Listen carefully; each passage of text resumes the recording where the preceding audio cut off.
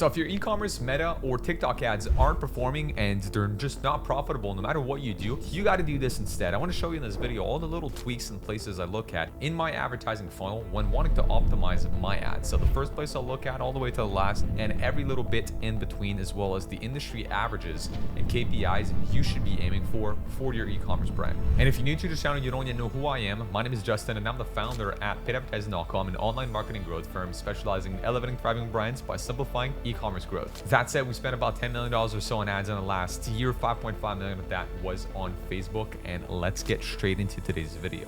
As you can see, I've got an ad account opened up in front of me, and I want to show you some of the industry averages in terms of KPIs. One of the first thing I'll obviously look at if my ads aren't performing is probably going to be the ad itself, right? It's going to be CPM, click-through rate. See, is any of these two metrics completely wrong or out of whack essentially with my ads? Now, CPM is dependent on a couple of things. Country. So US CPMs are always going to be higher than, let's say, a European country as an example, right? Because there's just more competition in the US. So that's one thing. Also, the bigger the country, usually the smaller the CPM. So that said, it depends on the competition in itself. There's just a rule of thumb saying the less competitors with the bigger audience, the lower CPM is going to go, because then the more bids you can win and the easier it is for you to appear on your customers' feeds, which is partially why I've been preaching, broad audiences on the channel for a while, because they get you the lowest CPMs in general. But that aside, that specific ad account I have opened up in front of me actually is a skincare client in the US. So that said, that's usually quite a competitive space. CPMs are going to be higher than usual. They're probably going to be about like 40, 50 bucks. I'd say for the most part. Same thing as the supplement space is also going to be, 30, 40, $50, let's say at most, within the US market. Now, that said, if ever you're going to see a CPM that is like nearing $70 or more for pretty much all e-commerce industries across most major markets, so I'm talking about the big 5 countries, you are like, something's wrong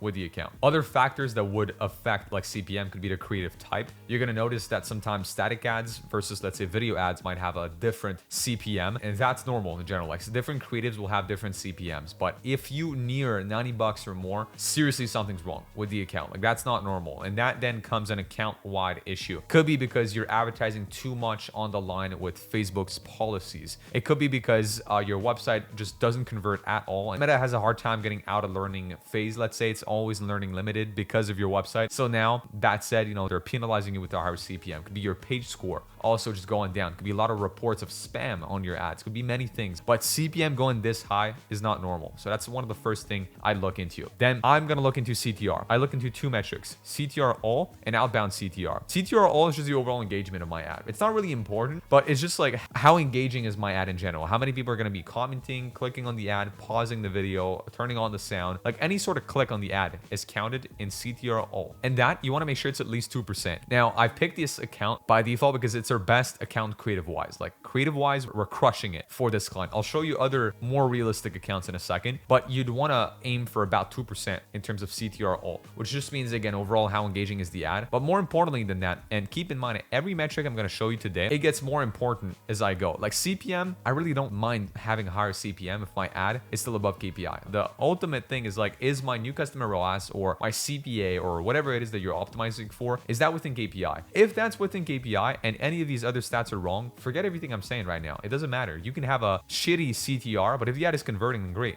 Keep it on. Like, don't turn it off, because it is profitable. So all I'm saying is that you might be able to improve it further now that you've learned what I'm about to share in this video. But that said, don't turn it off.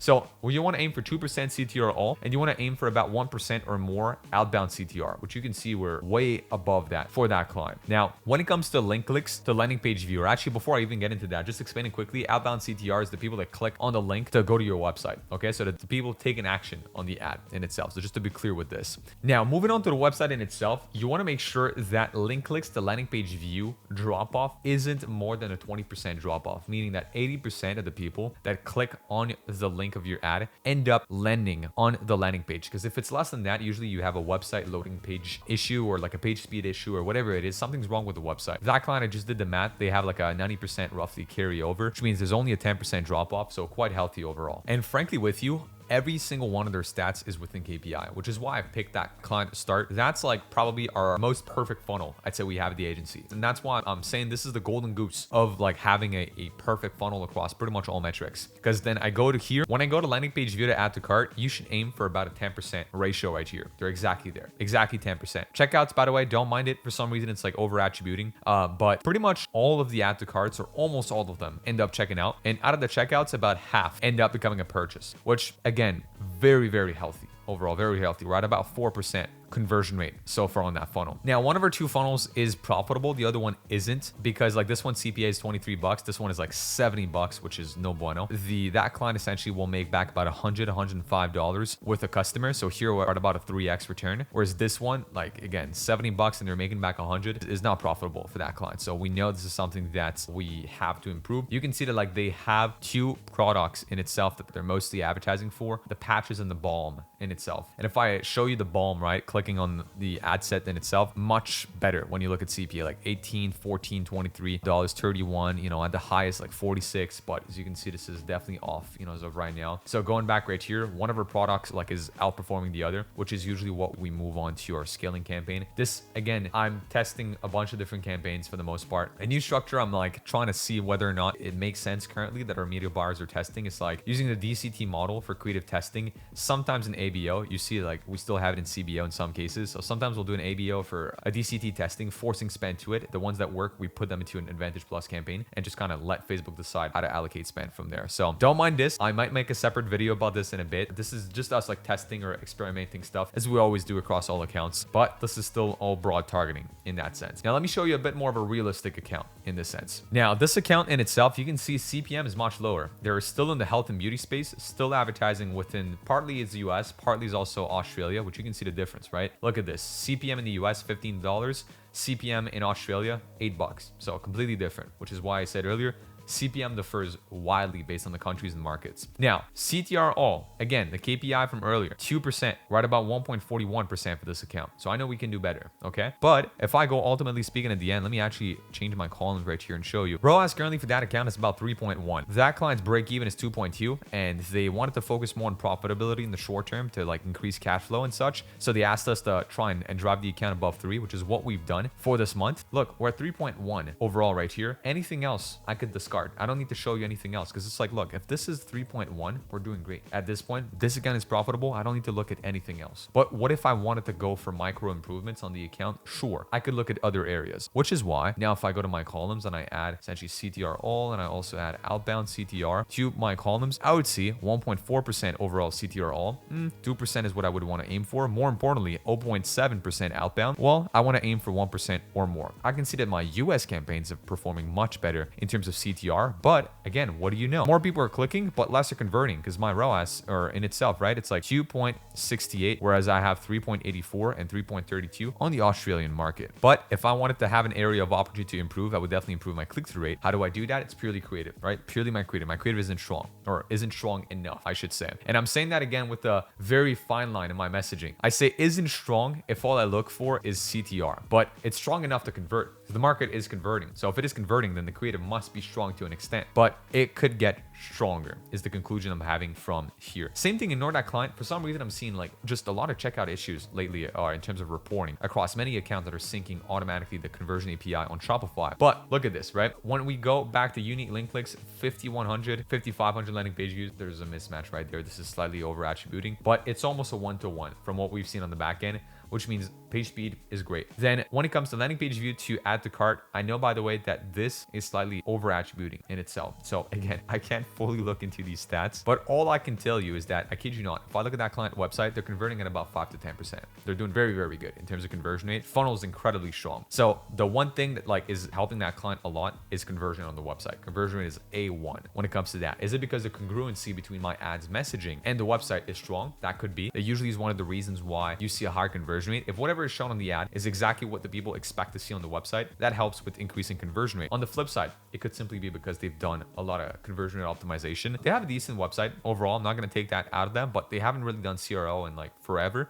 So I know the just product positioning and offer is just very strong, which helps with conversion rate. But now to kind of recap the points in this video. Now, of course, this is assuming that your ads are unprofitable, because if they were, I wouldn't look at anything else that I've shared in this video. But assuming that they're out of KPI and you wanted to improve them, I would look, is my CPM healthy on the account? Yes or no? If it is, then great. I move on to number 2. If it's not, what I would try is different campaigns. So duplicating a campaign, launching the ads again. I'd probably try turning everything off on the account and rebuilding the account essentially from scratch, like on the same ad account. Again, I might try a new pixel to see if that might solve it. I might try a whole new ad account and a whole new pixel, but at some point I might have to change the entire business manager, and I've even gone as far as changing the domain of a website. Sometimes CPM is like just you're stuck with the CPM essentially until you basically change the entire business. So that is unfortunate, rare that you have to get to this point, but it happens. I've seen it happen a handful of times through time, but usually duplicating a campaign, changing campaign objective, perhaps just rebuilding the account in itself, right? So turning off everything and starting again helps the CPM. Second thing would be my click-through rate. So click-through rate all above 1% is what you want to aim for outbound CTR, which our US campaign is having right now, not our Australian one. And that is purely at the creative level. That means your creative needs to be improved. Could be the concept, could be the copy, could be many different things, but work on your creative. And then you want to work on an 80% carryover from link clicks to landing page view. I'm going to switch back to the old client from earlier because I think their stats were a little prettier and easier to explain than this crazy attribution we have from the website tracking here. So now showing you back this account from earlier, right? They have 3,100 clicks. They have about 2,800 landing page views, which makes a 90% carryover. Very healthy. We want to aim for at least 80% or more carryover from the link click on the ad to a landing page view. If that's lower, fix your landing page speed, your loading speed or whatnot. Something's wrong with the page speed of your website. Now you want to aim for a 10% add to cart ratio, which that if you're not there, you got to optimize your product page. You have to make sure that the button is as visible as possible. Move all the information you can above the fold on your product page in itself. So that is usually landing page optimization is going to help you increase your add to cart ratio. Then you want to make sure that about 50 to 70% of the people that add to cart check out, and that about 50 to 70% of the people that check out purchase. Now, if you have a problem between adding to cart and checkout, this is where you now are talking to a most aware audience. So you either run ads or send pre-purchase email flows to this audience with like a first customer discount or whatever it is. They need a little push to convert. You can also lower your free shipping threshold. You can gamify your cart to make it more enticing again to kind of keep on checking out. So that's it. Or adding some urgency, limited time offers, like anything that is like urgent to make that action is what you would want to have like a higher essentially like checkouts ratio. And then that's usually also solved to an extent your checkout to purchase ratio for the most part. Some easy fixes, right? Turn on one page checkout from Shopify just makes the checkout simpler, removes a little bit of friction, right? You want to remove as much friction as possible on that checkout process to make sure that people end up purchasing. And those are all the areas I would look at if my funnel or my ad isn't performing in that order that I shared today, and where or what action I would take or recommend my client take if ever those are out of whack. Now, with that said, if you are an e-commerce brand, you want to work with a paid ads partner, check out the description down below and book in a call to speak with our team today if, again, you'd like us to run your Facebook, TikTok, or Google ads. Now, if you just want to learn more about our advertising processes, also check out the description below and join our free school community. Now, with that being said, I've got a ton more free marketing videos on the channel, so check this out for some more marketing tips, and I'll be seeing you in the next video. Have a great day. Peace.